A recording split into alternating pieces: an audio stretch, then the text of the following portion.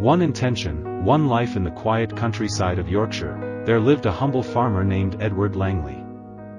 Edward wasn't wealthy or famous, but he had something rare, a heart full of good intentions. Every morning, before stepping into the field, he would stand for a moment, look up at the sky, and whisper, "Let this day be fruitful, not just for me, but for someone who needs it more." He said it not as a ritual, but with deep sincerity.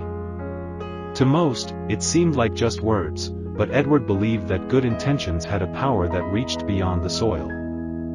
One year, a severe drought hit the region. Fields turned brown, crops withered, and farmers lost hope. But strangely, Edward's small piece of land remained green. His crops stood tall, strong, and full of life. People called it luck. Some whispered it was a miracle. But Edward simply smiled and said, "It's not a miracle. It's the blessing of a good intention." Instead of selling his rare harvest at high prices, Edward did something few expected. He packed boxes of fresh vegetables and knocked on the doors of struggling neighbors. He shared without expecting anything in return. When a local journalist from the Yorkshire Herald heard of this, she visited the farm. "Why are you doing this, Mr. Langley?" she asked.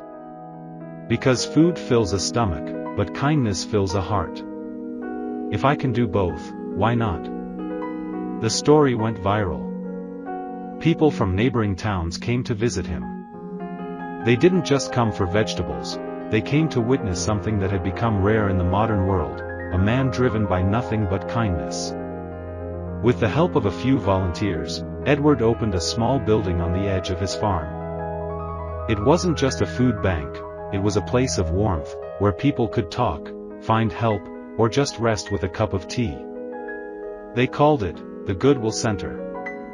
Edward didn't just give food, he taught others to grow their own, to share, and to believe that goodness can multiply. Soon, similar centers popped up in nearby counties, inspired by Edward's model. People began to believe in community again. He was invited to speak at national conferences, asked to write columns, even offered awards.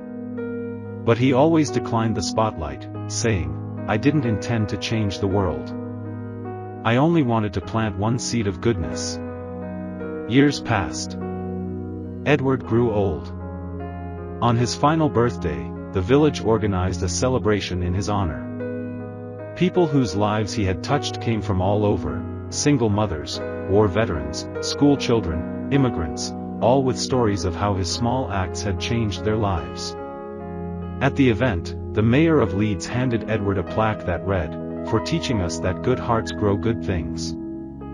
After his passing, the Goodwill Center continued. Every April 12th, the village celebrates the Day of Intention, a day when each person is encouraged to do one kind act, no matter how small. And in a small frame on the center's wall hangs a picture of Edward Langley, beneath a simple quote, "Begin with a good intention. Let the world handle the rest."